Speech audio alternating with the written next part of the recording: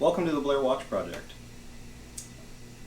Don't often go in front of the camera, mostly because I'm not that interesting, and I really don't think that seeing this adds to the quality of the image. However, I figured today I would address everyone who has perhaps subscribed or just found the channel, maybe seen my website.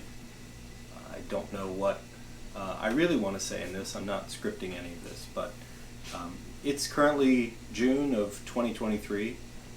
I started the Blair Watch Project during the pandemic when I was here in my basement workshop, away from my normal job, which is, as some of you know, a professor at a research institution where I'm a physicist, and I run a lab, and I have my own research portfolio that I have students and postdocs and other colleagues that I work with in order to do the science that I want to do. This gave me an outlet. It was my hobby, it was my love, my passion. It was always for watches. And frankly, I had nowhere else to go. So I sat in my basement, and that turned into something that has taken on a life of its own. The Blair Watch Project was always fun. It was a way for me to interact with people. It was a way for me to expand my experience with, in particular, Seiko watches, and have a great time doing it. 99.9% of my interactions with everybody I've worked with on a watch, people that I've bought watches from, people that I have got to know in this community, have really been positive.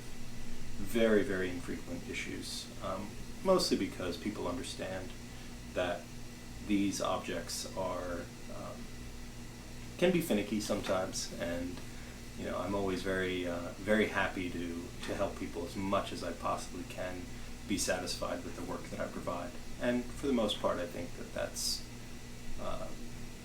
been the right approach, and has worked out very well overall. At this time, I'm not sure where to go. I've been doing this for what is now coming up on 3 years. I have really, really loved it. It's kind of taken over a part of my life. Not to the detriment of any other part of my life, but it is a real large amount of work. And for those who have had their watches worked on by me, I hope you recognize the extra bit of effort that I hopefully, maybe, as a guy in his basement, can possibly provide. I don't know if I've never really actually had a watch serviced by anyone other than me, so I'm not really sure what to expect or what people did expect. I try and do the videos. I've had some inspiration, people like Spencer Klein, other folks on YouTube, some other channels, and I tried to give as much positive energy into this as I possibly could. What I do next, I'm not sure. I have not decided which direction to take the Blair Watch Project, but for now, my wait list is down to 0. Now, that doesn't mean my inbox is down to 0. I haven't responded to many of you, and I'm sorry for that. But with this last video that I made, I've officially come down to no one waiting to hear from me about a service that we've arranged. And that is somewhat liberating. I'm not sure if it's good, but it certainly is something that I felt a lot of relief getting there. Now, as you all know, I also sell my own watches, which is a bit of a folly in the sense that you can never really make the money back that you invest in both buying, then servicing, and restoring a watch. And people that like Seikos like perfect Seikos or their own Seiko, and so as a consequence, sometimes those watches don't sell, and I have boxes and boxes of watches that are waiting for me to work on, and I will probably get to them, hopefully. But for now, I think I might be taking a bit of a break from customer watches. I don't know if that's going to last forever. It may last to the end of the summer. It may last to the end of the year. It may go on indefinitely. I don't know. I certainly love helping people get their prized possessions back to a state where they are working great, looking great. That feeling of excitement when somebody writes me an email saying, wow, I really can't believe that you got it to this point and it hasn't looked this way in 30 years or whatever it may be. I find that extremely rewarding, as many of you can possibly attest. The feeling of getting something finished and done, a project is always always a wonderful feeling when it's complete. So I have other things that I do outside of my normal day-to-day job of teaching and research.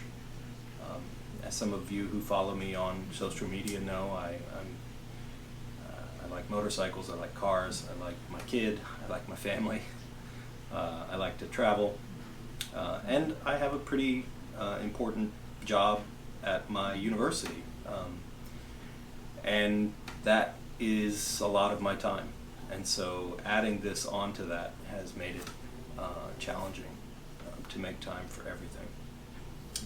I don't really know why I'm doing this, other than to say that if I don't get back to you, or if I don't have bandwidth to work on your particular watch, it's nothing personal.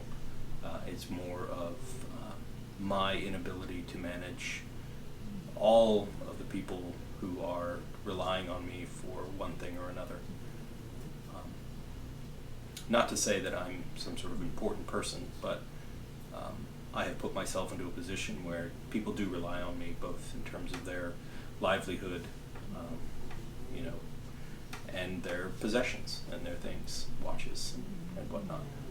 So I have other projects that I'd like to get started on. I have recently purchased a set of watchmaking lathes and some other equipment. I'd like to start building a few things for myself, teaching myself how to make clocks and other types of movements other than just watch movements. So that's something I'm really interested in learning as a next step, as I continue this, whatever you might want to call it, exploration of horology. So with that said, I don't know what comes next. There may be more videos of project watches. I just received a new watch that I was thinking about restoring on a video. I don't often restore my own watches on video because it does add to the work, and frankly it doubles or triples the amount of work involved in the restoration process. So that's a big part of why the Blair Watch project is so time consuming, is because I add so much more to the process than you would get at a jeweler or a local watchmaker. So we'll see what the future brings. I'm not sure what I really then thank you to everyone for all that you have entrusted me with. Anyone who has had a watch restored by me or worked on in my workshop, I really do appreciate your trust, and I know what it means to have something of heirloom or even high value that that you send off to a total stranger. I can appreciate that, and I really do appreciate those who have found the trust to send me these sorts of items. I really am humbled by this process. I never have worked in customer relations or service kind of jobs, other than being a high school kid working in fast food. I've always been a scientist. I've always been an engineer. I've always been someone who, has worked in the academic world as an adult person, and it's different. It's quite different than interacting with people. I don't really directly interact, as you know. I usually do email and and other means by which to communicate. But the process has been very rewarding. So thank you. All that said, I want to sign off, and if you watched to the end, thank you for getting here, and of course, as I always say, thank you for watching. And I hope to provide this service in the future to those who need it. But for right now, I think it's going to be a little bit of a break, and we'll get there eventually together, I hope. So, thank you.